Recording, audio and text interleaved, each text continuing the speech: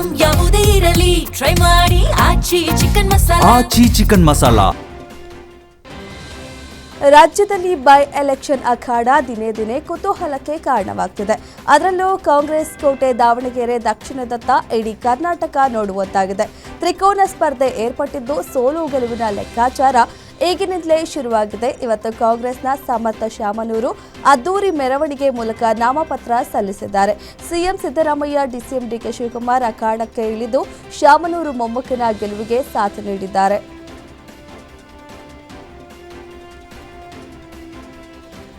ಇನ್ನು ನಾಮಪತ್ರ ಸಲ್ಲಿಕೆ ಬಳಿಕ ಸಿಎಂ ಸಿದ್ದರಾಮಯ್ಯ ಮಾತನಾಡಿ, ನಾವು ಆ ಜಾತಿ ಈ ಜಾತಿ ಅಂತ ನೋಡಿಲ್ಲ, ಎಲ್ಲರನ್ನ ಒಳಗೊಂಡಿರುವ ಪಕ್ಷ ಎಂದರೆ ಕಾಂಗ್ರೆಸ್ ಪಕ್ಷ.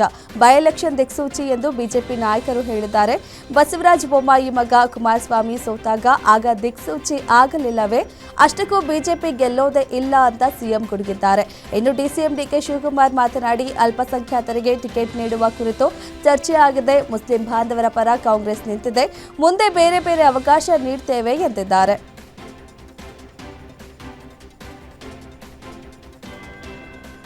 ದಾವಣಗೆರೆಯಲ್ಲಿ ಶಾಮನೂರು ಕುಟುಂಬದ ಶಿಷ್ಯನಾಗಿದ್ದ ಸಾದಿಕ್ ಪೈಲ್ವಾನ್ ಪಕ್ಷೇತರವಾಗಿ ನಾಮಿನೇಷನ್ ಸಲ್ಲಿಸಿದ್ದು ಎಲ್ಲರಿಗೂ ಶಾಕ್ ನೀಡಿದೆ. ಸಾದಿಕ್ ಪೈಲ್ವಾನ್ ಸಾವಿರಾರು ಕಾರ್ಯಕರ್ತರೊಂದಿಗೆ ಭರ್ಜರಿ ಮೆರವಣಿಗೆ ನಡೆಸಿದ್ದು ಡ್ಯಾನ್ಸ್ ಮಾಡುತ್ತಾ ಸೆಡ್ಡು ಹೊಡೆದು ಜನಮನ ಸೆಳೆದಿದ್ದಾರೆ. ಅಂದು ಶಾಮನೂರು ಶಿವಶಂಕರಪ್ಪ ಶಿಷ್ಯನಾಗಿದ್ದ ಸಾದಿಕ್ ಪೈಲ್ವಾನ್ ಅದೇ ಕುಟುಂಬದ ವಿರುದ್ಧ ಚುನಾವಣಾ ಅಖಾಡಕ್ಕೆ ನಿಂತಿರೋದು ಎಲ್ಲರಿಗೂ ಶಾಕ್ ಆಗಿದೆ. ಜೊತೆ ನಾಮಪತ್ರ ಸಲ್ಲಿಸಿ ಬಂದಿದ್ದೇವೆ. ಜನಬೆಂಬಲ ನೋಡಿದ್ರೆ ನಮ್ಮ ಅಭ್ಯರ್ಥಿ ಗೆಲ್ತಾರೆ ಎನ್ನುವ ವಿಶ್ವಾಸ ಇದೆ. ಕಾಂಗ್ರೆಸ್ ಸರ್ಕಾರದಿಂದ ಜನ ಬೇಸತ್ತಿದ್ದಾರೆ. ಅಭಿವೃದ್ಧಿ ಕಡಿಮೆಯಾಗಿ ಭ್ರಷ್ಟಾಚಾರ ಹೆಚ್ಚಾಗ್ತಿದೆ. ಸರ್ಕಾರಕ್ಕೆ ಉತ್ತರ ಕೊಡುವ ಅವಕಾಶ ಜನರಿಗೆ ಸಿಕ್ಕಿದೆ. ಅದನ್ನ ಜನ ಸದುಪಯೋಗ ಪಡಿಸಿಕೊಳ್ಳುವಂತೆ ವಿಶ್ವಾಸವಿದೆ ಎಂದಿದ್ದಾರೆ.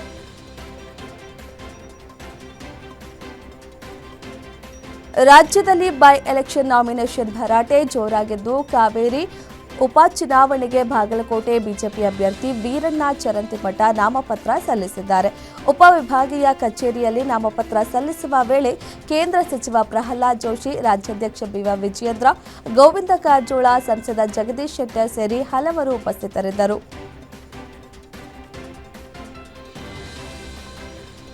ಬಾಗಲಕೋಟೆ ಬೈ ಎಲೆಕ್ಷನ್ ನಾಮಪತ್ರ ಭರಾಟೆ ಇವತ್ತು ಜೋರಾಗಿತ್ತು. ಬಿಜೆಪಿ ಅಭ್ಯರ್ಥಿ ವೀರಣ್ಣ ಚರಂತಿಮಠ ಬೆಳಗ್ಗೆ ವೀರಭದ್ರೇಶ್ವರರಿಗೆ ವಿಶೇಷ ಪೂಜೆ ಸಲ್ಲಿಸಿದರು. ಈ ವೇಳೆ ಮಾತನಾಡಿ, ಕೇಂದ್ರ ಸಚಿವ ಪ್ರಹ್ಲಾದ್ ಜೋಶಿ ಹಾಗೂ ಬಿವೈ ವಿಜಯೇಂದ್ರ, ಬಾಗಲಕೋಟೆ ಬೈ ಎಲೆಕ್ಷನ್ನಲ್ಲಿ ಬಿಜೆಪಿ ಗೆಲ್ಲುವುದು ಶತಸಿದ್ಧ. ಬಡ ಜನರ ವಿರೋಧಿ ಸರ್ಕಾರ, ಭ್ರಷ್ಟಾಚಾರ ಸರ್ಕಾರದ ವಿರುದ್ಧ ಅಲೆ ಹೆಚ್ಚಿದೆ. ಗೆಲುವು ನಮ್ಮದೇ ಅಂತ ವಿಶ್ವಾಸ ವ್ಯಕ್ತಪಡಿಸಿದ್ದಾರೆ. ಬಿಜೆಪಿ ಸದಸ್ಯರ ತೀವ್ರ ವಿರೋಧ ಸಭಾತ್ಯಾಗದ ನಡುವೆಯೇ ಗ್ರಾಮ ಪಂಚಾಯಿತಿ, ತಾಲೂಕ್ ಪಂಚಾಯಿತಿ, ಜಿಲ್ಲಾ ಪಂಚಾಯಿತಿ ಚುನಾವಣೆಗಳಲ್ಲಿ ಇವಿಎಂ ಬದಲಿಗೆ ಬ್ಯಾಲೆಟ್ ಪತ್ರ ಬಳಸಲು ಅನುವಾಗುವ ಕರ್ನಾಟಕ ಗ್ರಾಮ ಸ್ವರಾಜ್ ಪಂಚಾಯತ್ ರಾಜ್ ತಿದ್ದುಪಡಿ ವಿಧೇಯಕ ವಿಧಾನಸಭೆಯಲ್ಲಿ ಅಂಗೀಕಾರಗೊಂಡಿದೆ. ಬಿಜೆಪಿ ಸದಸ್ಯರ ಅನುಪಸ್ಥಿತಿಯಲ್ಲೇ ವಿಧೇಯಕ ಅಂಗೀಕಾರವಾಗಿದೆ.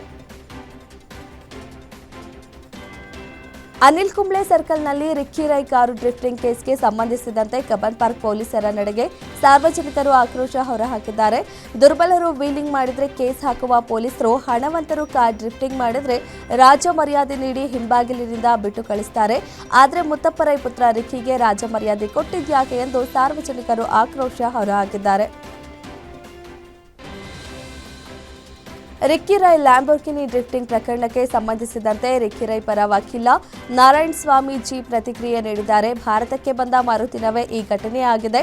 ಕಾರಿನಲ್ಲಿ ಬ್ರೇಕ್ ತೊಂದರೆ ಆಗಿತ್ತು, ಆ ಕಾರಣದಿಂದ ಹಾಗಾಗಿದೆ. ರಿಕ್ಕಿ ರೈ ಯಾವುದೇ ಡ್ರಿಫ್ಟಿಂಗ್ ಮಾಡಿಲ್ಲ, ಡ್ರೈವರ್ ಮಾಡಿರೋದು.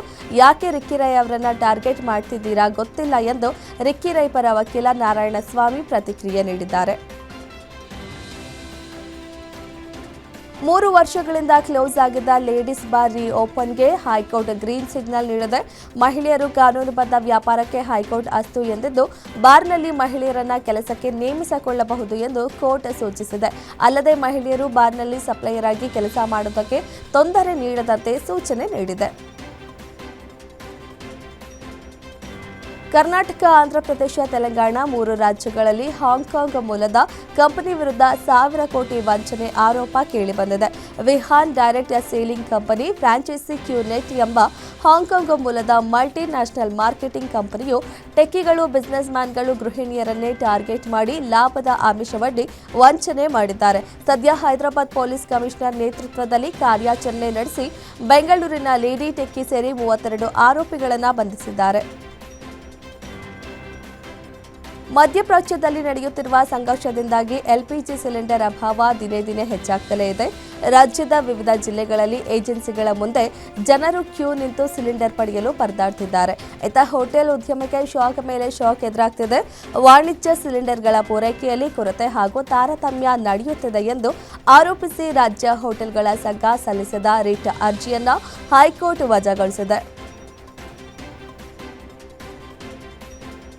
ಯುದ್ಧದ ಪರಿಣಾಮ ರಾಜ್ಯದಲ್ಲಿ ಅಡುಗೆ ಅನಿಲಕ್ಕೆ ಸಂಬಂಧಿಸಿ ಉಂಟಾಗಿರುವ ಕೊರತೆ ಹಿನ್ನೆಲೆಯಲ್ಲಿ ವಾಣಿಜ್ಯ ಬಳಕೆದಾರರಿಗೆ ಪ್ರತಿದಿನದ ಬೇಡಿಕೆಯಂತೆ 20% ಸಿಲಿಂಡರ್ ಪೂರೈಕೆ ಮಾಡಲಾಗುವುದು. ಕಾಳಸಂತೆ ಮಾರಾಟ ತಡೆಗೆ ವಾಣಿಜ್ಯ ಬಳಕೆದಾರರು ಗೇಲ್ ಸಂಸ್ಥೆಯಲ್ಲಿ ನೋಂದಣಿ ಮಾಡಿಕೊಳ್ಳುವುದು ಕಡ್ಡಾಯ ಎಂದು ಸಚಿವ ಕೆಎಚ್ ಮುನಿಯಪ್ಪ ಹೇಳಿದರು.